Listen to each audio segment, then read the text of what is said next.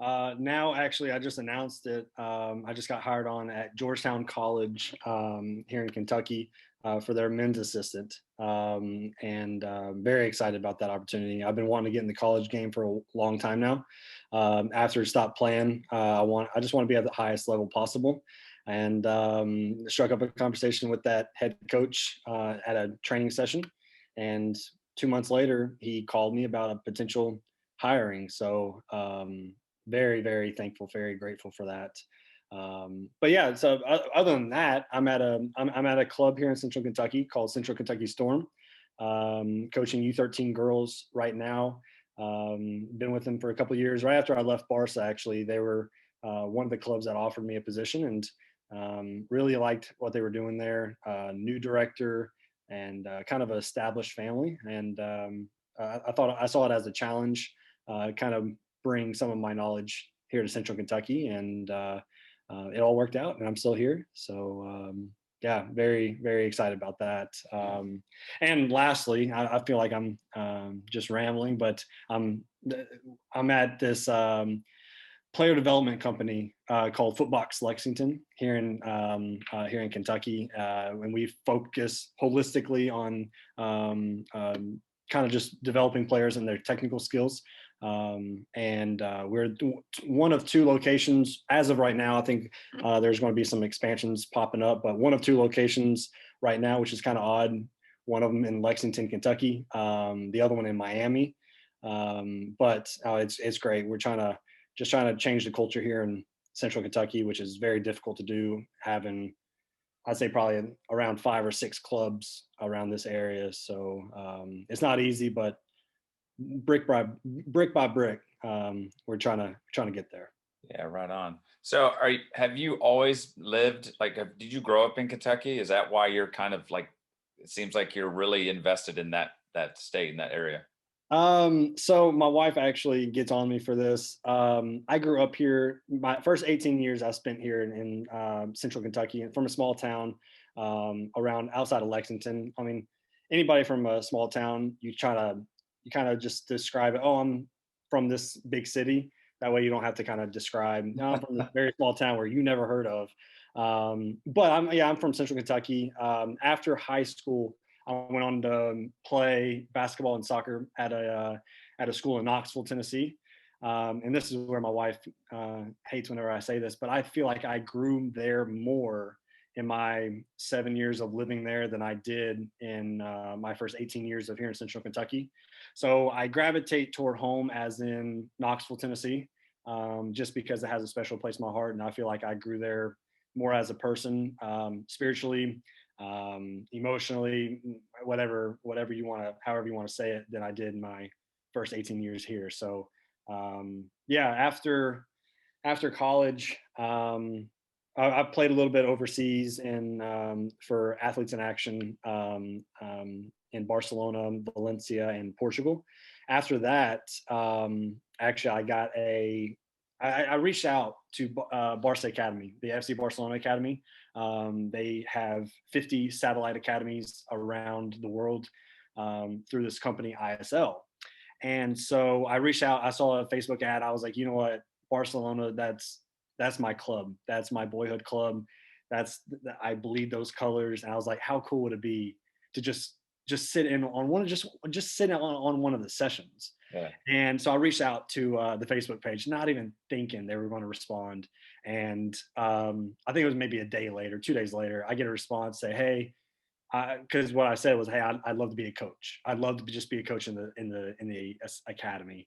And they responded, hey, this is who you need to get in contact with if you want to do it. I was like, I'm going for it. I have a motto: the worst thing people can say is no. Why would I not try to go for the home run? So contacted that person. 2 weeks later, we're on a Skype interview. I believe he was in Spain at the time. I don't want to say that I manipulated it a little bit, because I set my camera up next to my wall in my apartment at the time, and it had a Barcelona flag behind me. I was like, you know what, anything to just to just talk to these people. And so went over to Portugal, came back, and literally the day after my plane landed, I had it was like a 14-hour flight or a 12-hour flight. Had to fly again from New York to Louisville. It's about an hour and a half drive from Louisville to my hometown. And right after the day next, I had like a 6 hour sleep, and I drove 6.5 hours to North Carolina for this tryout. I was not missing that thing. Even if I didn't get a call back, I was like, I'm at a Barcelona academy right now, and that's just a dream of mine, just to be in the same room as these people. And um, so yeah, so that happens. Can't I never coached a day in my life before that. And a year later, as I got into the academy, spoiler alert, one of the directors actually, he said, we just struck up a conversation, and he said, yeah, when you showed up, we knew you never coached before. We could just tell. And I'm glad they told me that, and then a year later than Yeah. they did on that day, because I was so nervous. But yeah, so I got there. It was very intimidating, because we didn't have any children to coach like a normal training session or a coaching course. So we had to actually put the Barcelona coaches through it. And that was very intimidating, very, very intimidating. But 2 weeks later, I got a call from the director, and was like, hey, we want to give you 3 teams. And how soon can you be out in Charlotte, North Carolina?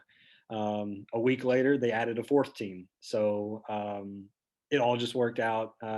It's not of my own doing. It's a totally a God thing, because if they see I never coached before, what makes them? Why would they give me 4 teams? Yeah. And I think the how I attribute it to. I never like to talk trying to kind of praise myself, but I kind of attribute it to outside of college. I kind of adopted this open mind, that people are willing to work with you as long as you have an open mind. And I think they saw me as, okay, this guy's never coached before. We can really mold him into something, I don't know, that can be a part of this academy. At least I'd like to think they did. Maybe they just like, hey, we need somebody. This guy is goofy. This guy can talk the talk. I don't know. Um, but yeah, I spent a year in that academy, learned so much, and um, I really attribute all of my success to them, because if they didn't take a shot on me, I have no idea where I'd be. They really taught me what it is to be a coach. Um, but also to care about the person, because that's what Barcelona, they really care about the person before the footballer. And they really take care of the person first, really instill those values. And I feel that's what they did with me as a coach. They were very patient. um, I mean, I feel like I'm rambling right now. No, I'm you're good. sorry. I'm getting a lot of like I know we're gonna have to go in a lot of different directions now after this. I'm like going through my Rolodex of like, all Yeah. right, he's done this, this, and this. This is So awesome. It's yeah, cool to kind of like a I'm sorry. no, I it's should awesome because I should have had notes or whatever. But no, you're just good. a quick, just a little story. But I showed up for preseason. They gave me a team. They gave me the session, and the cool thing about it was, I mean, it was actually a session from FC Barcelona. The things that we were doing with the kids, they're doing with Messi, obviously on a whole different scale. But they were sending us sessions straight from Barcelona, and so to really just have, wow, this is an FC Barcelona training session, and just all the information on it. But anyway, so they sent me, hey, this is what we're doing today. I get out there and I freeze. In front of, I think it was like 16 kids, 12-year-olds, and they're brutal. They're young enough where they don't want to be rude, but they're old enough to be like, hey, yo, we know what we're doing. Yeah. We see through your facade. And so one of my directors actually had to come in and lead the session, and I felt embarrassed. But then I was like, I'm not going to let that happen again. I'm going to soak up every single thing that they're telling me and instructing me to do. And it was just, I mean, I if I could write them all down a letter. It'd probably be 4 pages each, just because of how much they mean to me, what they've done for my career. And I don't know. I just loved it. I hated leaving. And I guess that gets me on to another point. I met my now wife while I was with them. She was here in Lexington, Kentucky. I met her over on Thanksgiving break while I was away from the academy. And 6 months, we did long distance. I moved back to Charlotte, did long distance, and now she's kind of the reason why I moved back to Lexington, Kentucky, as well as my son. So married her, and here we are. So um, I think that's about it. So I'm sure you have. Uh, I'm sorry. the one thing I love about it, because you brought up too, is when you showed up to the Barca thing, they didn't, it seems like there was no judgment of where you were in terms of your knowledge, your experience. Like they're all about sharing the Barca way and what have you. And I think that's so cool, because I'm sure that's something that you've kind of paid forward with other coaches as you've kind of moved along. Yeah, and they do it so well, and I wish I could just instill knowledge like they can. I can. It takes me a little bit longer. I like to talk more. They do a great job at just being patient with you. And I think there there was one coach in particular that he was a little bit up in age. He was around like his 40s or something like that, but he's been in previous clubs, and he didn't work out. I can't remember what his name was, but I would never share that anyway. But he didn't work out after the first season, after the first semester. But I think it's because they saw where I was a blank page. Mhm. Never had experience before, so I'm not bringing in anything that I learned from another club that they're trying to do. I was a blank page, and they were like, now I'm speaking for them. I don't know if they did this or not, but I'd like to think they did. But they're like, hey, we could really do something with this guy. So let's just roll the dice, and it was very successful. My time there, it was very successful. Not as much as results driven, just more as knowledge. And now I get to kind of come back to Central Kentucky and just not tell everybody, hey, this is what we did at Barca. This is the Yeah. Barca way. This is the methodology. I would never kind of tell their secrets on that part. But what I can do is, hey, these guys invested in me. Who can I now invest in? As well as still getting investment from other people who know a lot more than me. Because that's what I always want to position myself with, somebody who knows more than me. That way, they're investing in me. I'm investing in people, and it's just a great environment wherever I go. So, and I see it a lot actually. How Barca trains their coaches is we never degrade our players. We always treat them with respect, because that's, as humans, why would you not treat somebody with respect and dignity? And now I get back to Central Kentucky, and it's totally different. I Whenever I'm at tournaments, I like to just sit back and watch coaches and just listen to them, just kind of hear, just to hear what they're saying, and kind of gravitate toward those coaches. And we've all heard them. But there's a lot of joystick coaches here in Central Kentucky. There's a lot of just not a good culture, as far as how to talk to people, how to build relationships. And I mean, I know I'm only one person, but I have a good team behind me as far as individuals. And I want to change maybe just one person's life with, hey, you messed up. I don't care.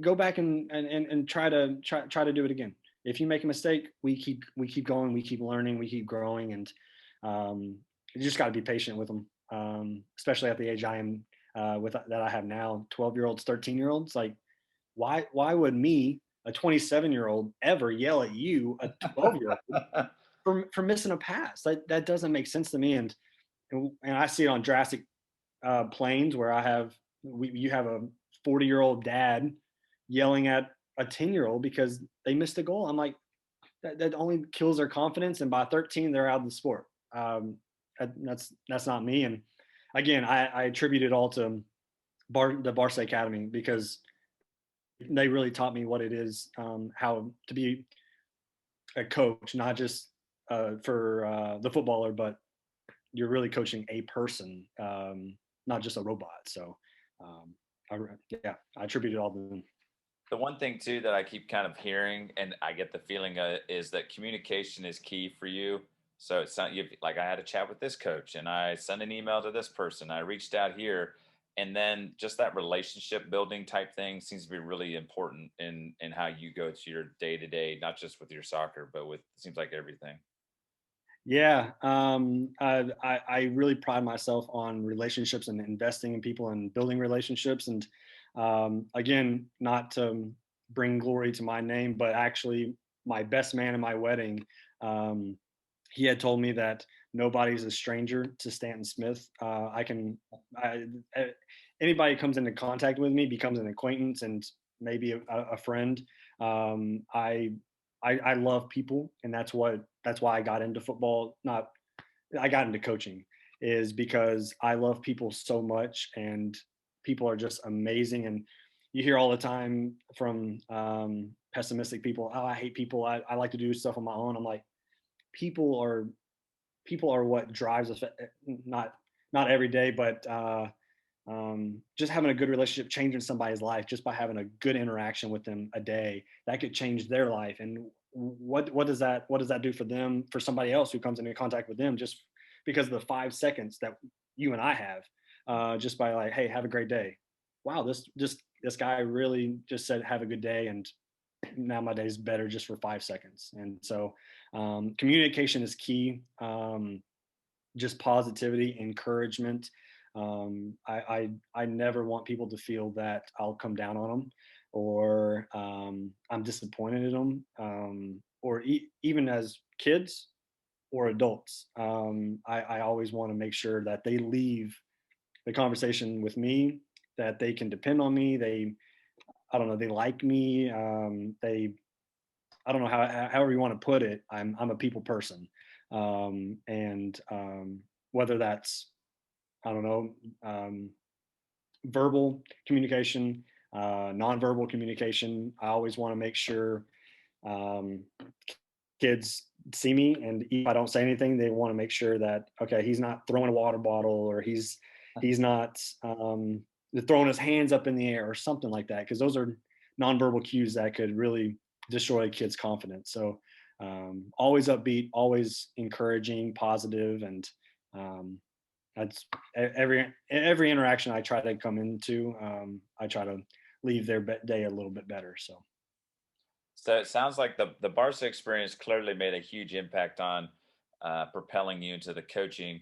And then you brought up the college experience of going through soccer and basketball. What were some of the takeaways that you took from that? Like what kind of spur was that? Kind of the spur that said, okay, I want to go into coaching, and maybe was it a particular coach at that level, or what was it that kind of was such impact for you at that time in your life? yeah, great. That's a fantastic question. That's amazing. So I knew my playing days were short. I played basketball for my college my freshman and sophomore year, and then I realized I'm 5'9". I'm not making it to the NBA. I'm just going to focus on football.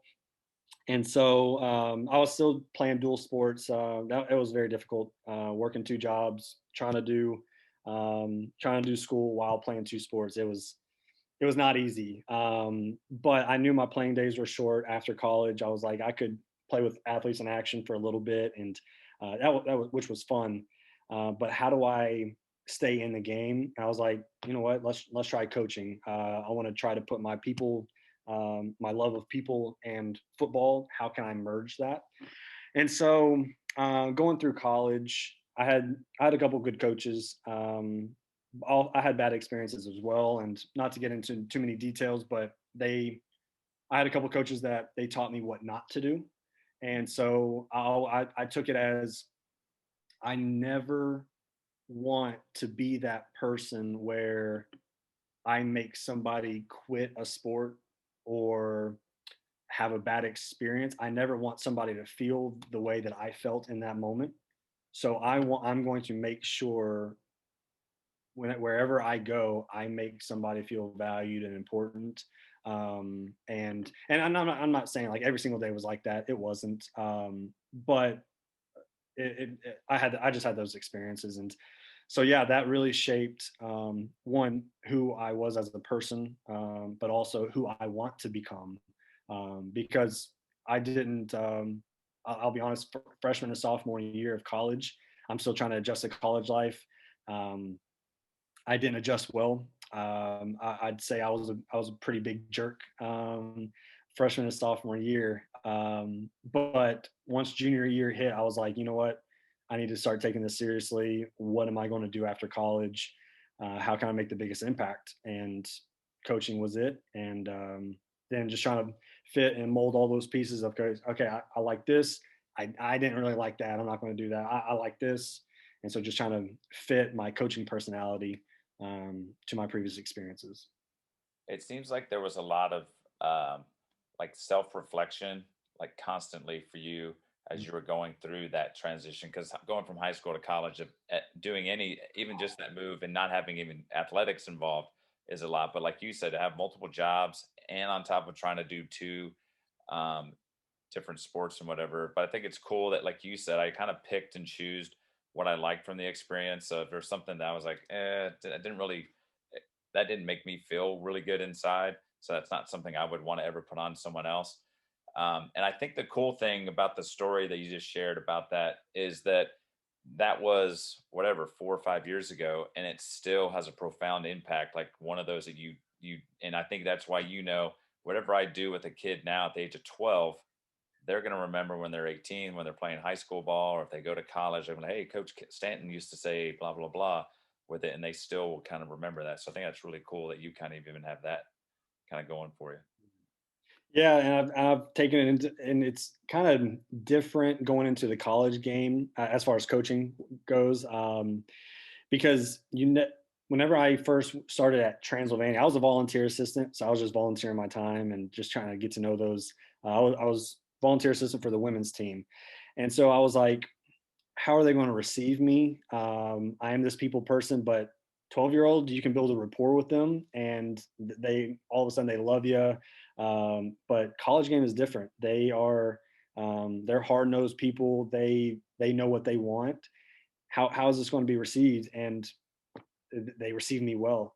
They understood that I was there for them. I was dedicating my time just to get to know them, and that's why I kind of led with, going into it. Whenever we first had our first meeting, I was like, "Hey, I'm here for you all. I just want to get to know you all, and if we build something great, fantastic." But it was a real, I it was just very a stress on my life, because I was like, this could go bad, this could go really good, and luckily it went really, really well, and I still have a great relationship with them, and I wish them nothing but the best. But college game is different. College game is different. But yeah, yeah. Sorry, I just ramble a lot on. How did you end up becoming a volunteer at Transylvania? Like what college did you do again? Just kind of reach out or say, hey, you know what? I have this itch that maybe I'd like to go to the college level. How did that all come about? Um, Yeah.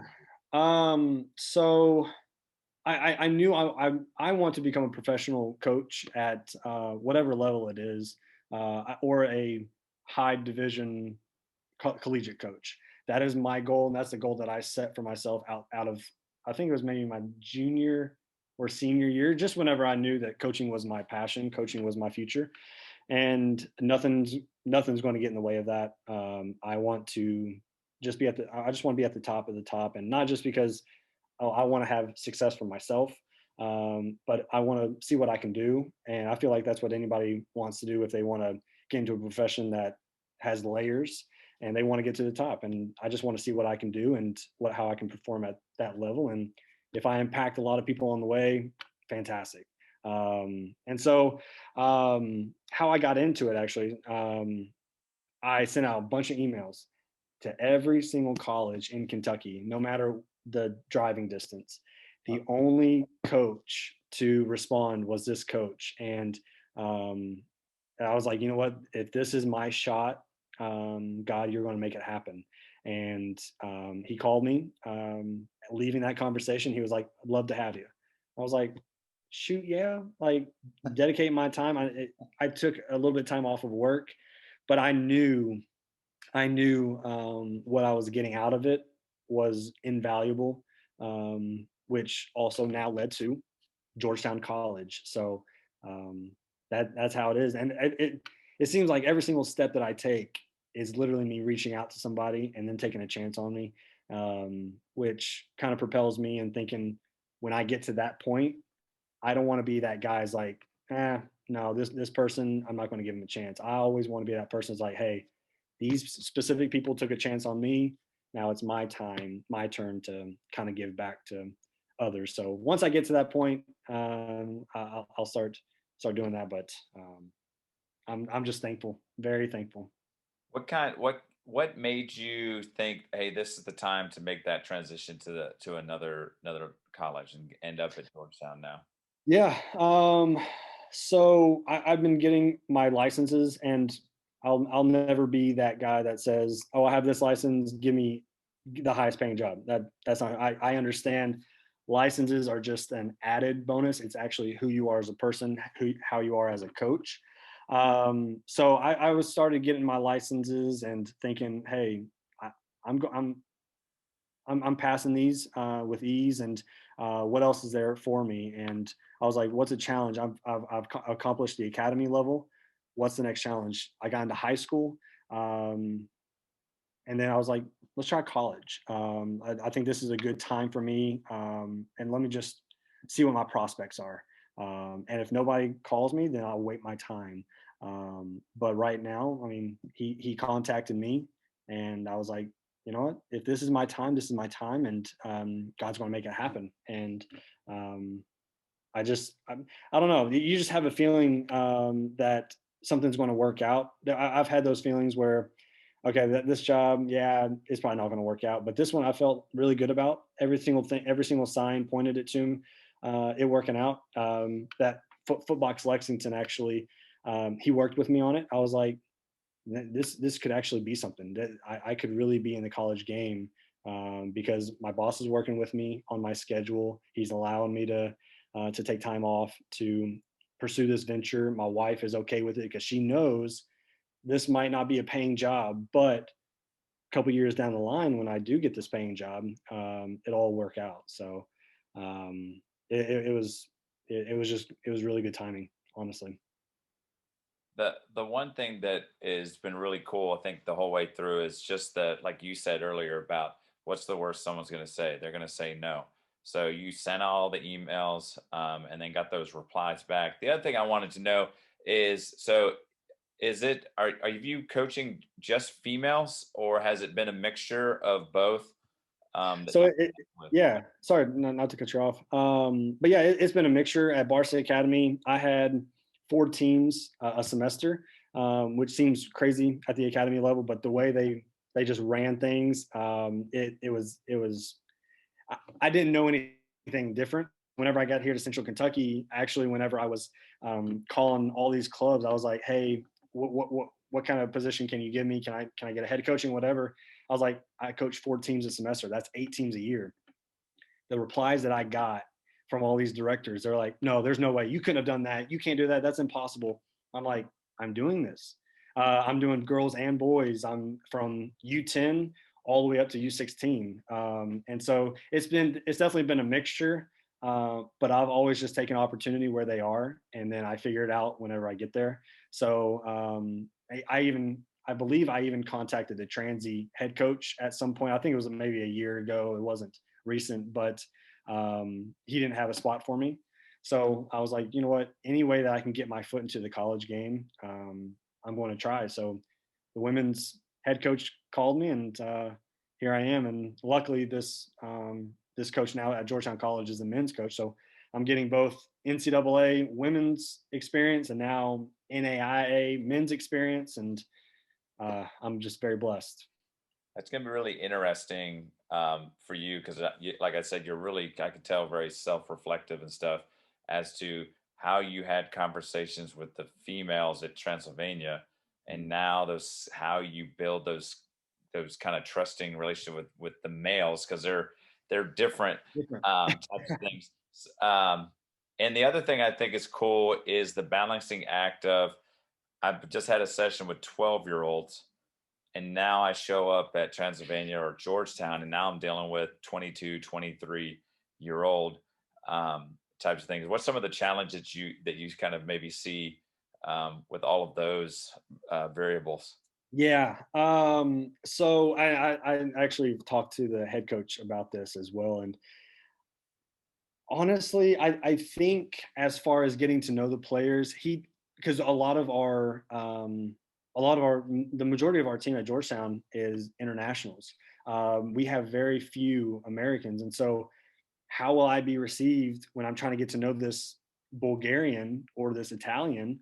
They don't want any part of it, and I'm like, okay, now how do I get through to this person? And so I think trying to one adapt the way that I talk to people. I know that girls they want you to they want to make sure that their coach cares about them. And I feel like everybody does. I'm not just girls, but the girls especially my U12 girls. They want to know that my coach is my number one supporter. Whereas it, I, I don't know if a 23-year-old, 24-year-old even cares if they have a relationship with me. And so I'll be honest, I don't know. Yeah. I don't know going into it. Now we will, the coach and the other assistant coach, we're going to work through that. And I'm starting July 1st is like office hours of between us coaches and the head coach. And so I'm going to just take as much as I can. It's like, okay, what has worked for you, coach? How do you get through these players? And then how do I adapt my personality, my coaching personality to that? Because I think it'll be a culture shock for me. But what better time to do it than 27 years old, where okay, I can learn from my experiences. And so, and it kind of brings me up. So the 1 year I coached at the high school level here in Central Kentucky, I didn't start off well as far as connecting to the players. And one instance, and this is kind of the reason why I do things now is, hey, they show up. I projected my expectations on the team. They didn't know who I was. They just heard that I coached at Barca Academy. They just knew that I played at a semi high level. They're not going to listen to me. So whenever you show up and you just, hey, this is what I expect for the team. You are to do this because they're boys. I thought they could take it, but they no, they need to know. You need to build that rapport with them before you start doing anything. So now, what I do is, okay, what are our expectations as a team, and then I get all this feedback from the girls and from my teams is like, okay, now they feel okay, like we're actually a team. Everybody's a collective group, and they feel like they're valued and they're important. And so I'm definitely not going to take that route that I did with that high school team because it didn't work for me. And so I'll definitely try to take a different approach for sure. And Julian Nagel, I think I said his name right, Nagelsmann, the now Bayern coach, he said it the best. He said football is 80% social competence and 20% of tactics. And so if you build a rapport with your players, I feel like you can go very far. The one thing I love too, when you started out, when I about that transition to Georgetown, and like you said, the mix of internationals and just the college men's game in general, was you're like, to be honest, I don't know. Mm. And I think coaches, we are so, I think, set that we want to look like we know how to coach everything perfectly. And I think it's a great thing for even the players to hear that, like, look, man, I don't know how this is going to go. Even when you met with the girls at Mm. Transylvania and you said, look, I don't know what's going to come of this, but I want to be a part of the experience. I want to get to know you all as players and as people. And I think that's cool that you go in kind of like almost like the blank slate Mm. comment that you made about Barca and you. I think I see you as constantly going in and going, okay, I'm just going to go in with no major expectations and let me just figure out what things come with it. And I think the cool thing too about even with the international type thing is someone that told me is the common language is the game of soccer. Like when it comes down to it, it's still dribbling and passing. It's like they know. And so like you were talking about earlier about some nonverbal type thing. So even just the, like you clapping or thumbs up or even a fist bump or something is kind of a small thing that you can do Yeah. as well. The other thing you brought up earlier, and I wanted to get to that, was you were talking about the training center that Yeah. you all have. What's going on there? Like, what do you all do? Yeah. And then, kind of a, like you said earlier, kind of a wild connection to have Lexington and then Miami, Florida is kind of a strange duo. But what's going on there, and what kind of things can like players and parents and what have you expect in that experience? Yeah. I never describe it correctly, and most likely the CEO of the company will probably see this because he's on my social media. So I hope I get this right.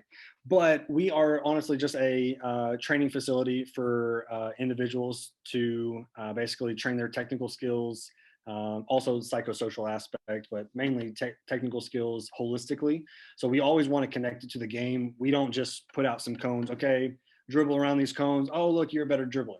That's not it at all. We put them through situations where they're going to actually see in the game, and it's just, man, it's amazing. I can't describe it, and I can't do it justice. I wish I was there so I could video it all, but no, we just train them their technical skills, and just teach them more about the game and how to fall more in love with the game because they see our passion. And I'll be honest, that was another blank slate for me. Back whenever I moved from Barca back to Central Kentucky, it was just starting. They were looking for coaches, and I believe I was the first coach hired. So I've been in it through from the ground floor up, and I'm sure we're going to expand sometime. It's taking a little bit more time, but no, just seeing. I told the CEO, I was like, I'm not a technical trainer. I'm a team coach. So this is going to be new for me. This is going to be just kind of dissecting every little bitty piece of the game and how can I teach that. It's like striking, just striking a ball. I thought there were like two aspects of it. No, from what my CEO, the owner of Footbox, what he's told me, there's 12 steps of striking a football. I had no idea. And so then he's literally dissecting every single thing. And I'm like, there's a world out there that I had no idea. And so it's kind of molded me into a better coach because now, not just focusing on tactical stuff and positional stuff, I'm actually seeing, okay, that was a bad pass. How can we fix that next time? Okay, she received it. That ball went up like past her knee when she tried to receive it. What did she do technically that we can fix that next time? So that's just a little bit of what we do. But it's just fun going to work every single day with like-minded people, not just soccer dads who have a kid there. We're actually coaches who want to become even better coaches, and this is our career. So it's just a fun environment to be a part of. One of the positives too that I'm hearing, I love, is that the CEO sounds like he's a little hands-on, like he's working with his coaches. I mean, I'm not saying he's running sessions or whatever, but it's, the fact that he is saying, "Look, here's the things I want you to look for in it," versus like you said, "Here, I just want you to run through some drills. We'll make some cash off of it and whatever." Like, no, we're actually trying to like fix little things. And I love the thing you talked about, like the positioning of on when that girl was receiving the ball based on how the ball was bouncing and stuff like that. Because I hear all the time where coaches just yell out, "You need a better first touch." The kid looks at you like, "I don't know Yeah, teach me a better first touch then. Like, what yeah. is what does that mean? Like, where do I purchase? Is that an Amazon purchase, or how do I get that?" Um, versus Yeah. like you are like, "Well, here, next time, maybe you turn your hips this way or bring your knee a little bit higher or whatever it might be." Um, that you would talk about. So I think it's really cool. Like I said, just the CEO is leading it, but he's also, it seems to be in the mix as well. Yeah, I mean, we have coaches meetings almost every single Monday because as long as we're growing, we feel like the business is growing and the kids are growing as well, and they're getting most out of it. But no, he's actually the director of coaching as well. So he's in every single session. He's running sessions. He is making sure. Just he's been doing this. I believe he said he's been doing it for about 10 years now. And so he has a lot of experience with just one-on-one technical coaching. And now he's being able to push that knowledge onto us and give us better knowledge on how to be a technical coach. So no, he's in it every single day. And I feel I attribute some of what I've learned, obviously, from him as well, because he's definitely made me into a better coach for sure. Stan, I've absolutely loved this chat. So many different like layers to you. You're almost like a puzzle where just little pieces are snapped together, or maybe Lego pieces and what have you. And you mentioned in your social media, what's some ways that people can connect with you or follow you as you continue to do this kind of growing and evolution of your coaching? Yeah. So I'm on LinkedIn. I want to put that out there. I'm on Instagram, Twitter, as well as Facebook. I don't really accept really much about Facebook. I don't really get on it that much. But majority of the time, I'm on Twitter and Instagram and LinkedIn. I'd love for anybody to connect with me so I can pick their brains. I'm not one for pushing my agenda on somebody. I want to try to learn as much as I can from everybody else, and so if they can give me something, I'm all for it. So definitely those three channels. And I'm super excited because just kind of seeing, I'm excited to see your journey with Georgetown and kind of moving forward. And like you said, with the individual training program and what have you that is going on, just all those cool things like where is Stanton going to be in 10 years and 15 years type of thing. So I'm excited to watch that. But I will shut this thing down. This is Kieran with Coach's Corner Chats, Stanton Smith in this episode, and I'm out. Peace.